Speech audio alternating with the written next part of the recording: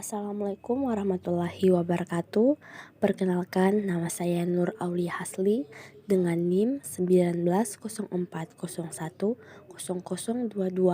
Saya berasal dari kelas EKIS 5E. Di sini saya akan menjelaskan terkait manajemen proyek. Baik, berikut penjelasan yang dapat saya sampaikan. Materi yang pertama yaitu definisi manajemen proyek. Manajemen proyek merupakan salah satu cara yang ditawarkan untuk maksud pengelolaan suatu proyek, yaitu suatu metode pengelolaan yang dikembangkan secara ilmiah dan intensif sejak pertengahan abad ke-20 untuk menghadapi kegiatan khusus yang berbentuk proyek. Manajemen proyek meliputi proses perencanaan atau planning, kegiatan pengaturan atau organizing, pelaksanaan dan pengendalian atau controlling. Proses perencanaan, pengaturan, pelaksanaan, dan pengendalian tersebut dikenal dengan proses manajemen.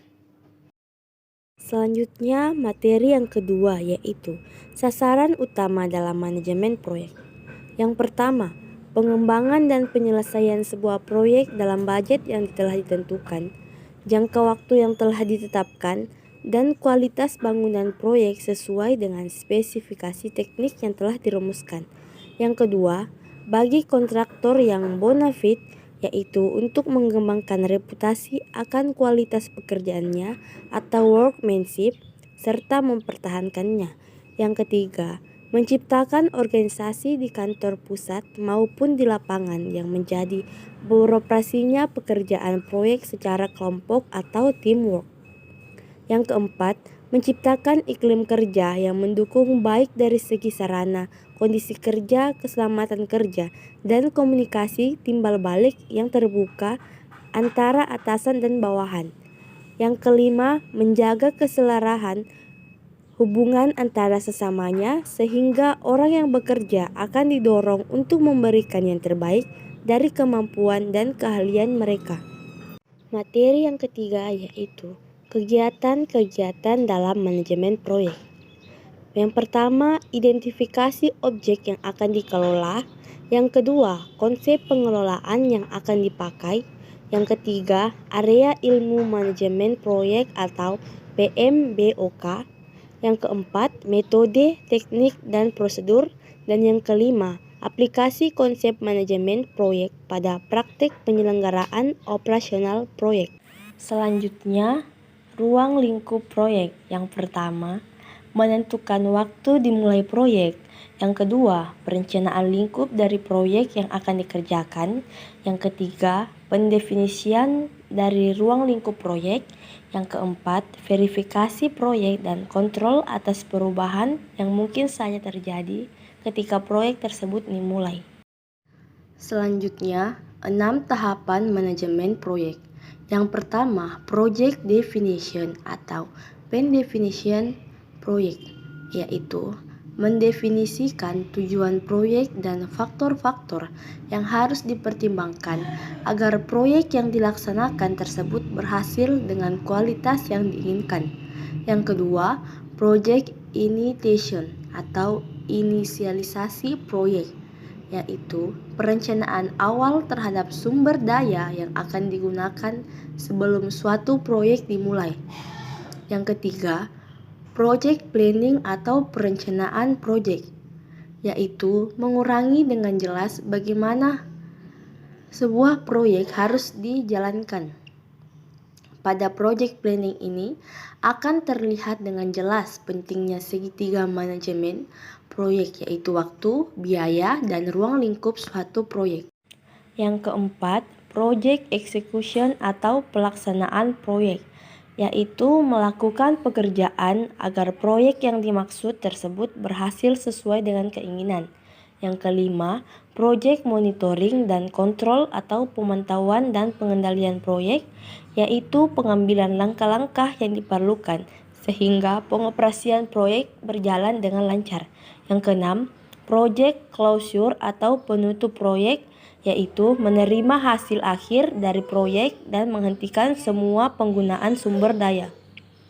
Selanjutnya, segitiga manajemen proyek. Suatu model manajemen proyek yang digunakan oleh para manajer proyek untuk menganalisis dan memahami kesulitan yang mungkin akan terjadi pada saat penerapan dan pelaksanaan proyek. Boleh dikatakan bahwa hampir semua proyek bakal akan mengalami kendala-kendala yang dalam pelaksanaannya, baik itu kendala yang berskala besar maupun kecil. Namun, kendala-kendala tersebut tidak boleh dijadikan penghambat dalam menyukseskan pelaksanaan proyek. Semua terkendala harus diatasi dan dicari cara untuk menyelesaikannya. Segitiga manajemen proyek terdiri dari waktu, biaya, skop. Waktu atau time merupakan salah satu faktor terpenting dalam menangani suatu proyek. Setiap proyek memiliki batas waktu dalam penyelesaiannya. Ada yang memerlukan waktu panjang, ada juga memerlukan waktu pendek. Waktu penyelesaian tugas dalam suatu proyek sangat tergantung pada jumlah orang yang dalam pengalaman serta keterampilan orang-orang tersebut dalam mengerjakan tugas-tugasnya. Kegagalan-kegagalan dalam memenuhi batas waktu penyelesaian proyek akan berakibat buruk terhadap organisasi. Misalnya terjadi teguran dari pelanggan, denda akibat keterlambatan, mengurangi kepercayaan pelanggan terhadap organisasi, dan biaya-biaya lainnya.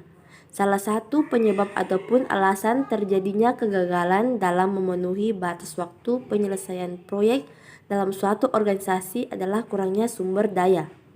Menurut buku Project Management Body of Knowledge atau PMBOK, proses penanganan waktu dalam manajemen terdiri dari A. Plan Schedule Management, B. Define Activities, C. Sequence Activities, D. Estimate Activity Resource, E. Estimate Activity Duration, F. Develop Schedule, G. Control Schedule. Selanjutnya, biaya atau cost. Setiap proyek memerlukan biaya dalam pelaksanaannya. Biaya-biaya tersebut diantaranya seperti biaya tenaga kerja, biaya peralatan, dan biaya-biaya sumber daya lainnya. Oleh karena itu, penganggaran atau budgeting atau perkiraan biaya merupakan suatu hal yang sangat penting untuk memastikan proyek yang dijalankan tersebut di bawah biaya tertentu. Kadang-kadang manajer proyek harus mengalokasikan sumber daya tambahan untuk mencapai batas waktu yang ditentukan, sehingga memerlukan biaya tambahan dan juga kemungkinan munculnya biaya penalti akibat keterlambatan dalam penyelesaian proyek. Beberapa proses dalam penanganan biaya dalam manajemen proyek diantaranya seperti A. Cost estimasi, yang dimana estimasi biaya yang dibutuhkan untuk menyelesaikan proyek. B. Cost budgeting, yang dimana penganggaran biaya yang menggabungkan estimasi biaya sumber daya yang dibutuhkan, paket pekerjaan, dan biaya-biaya kegiatan lainnya sehingga membentuk suatu rencana biaya yang sistematis. Yang ketiga atau yang terakhir yaitu lingkup atau scope. Lingkup atau skop yang dimaksud di sini adalah hasil akhir yang ingin dicapai oleh pelaksanaan proyek itu sendiri. Hasil akhir tersebut harus didefinisikan secara spesifik dan dikomunikasikan ke semua anggota tim yang melaksanakan tugas-tugas dalam proyek. Pada umumnya, komponen-komponen utama dalam lingkup adalah kualitas produk akhir. Seorang manajer proyek harus mengetahui cara untuk mengelola lingkup atau skop suatu proyek termasuk perubahannya yang akan berdampak pada waktu dan biaya. Baik, demikianlah yang dapat saya jelaskan. Kurang dan lebihnya mohon dimaafkan. Wabillahi taufiq wal hidayah. Wassalamualaikum warahmatullahi wabarakatuh.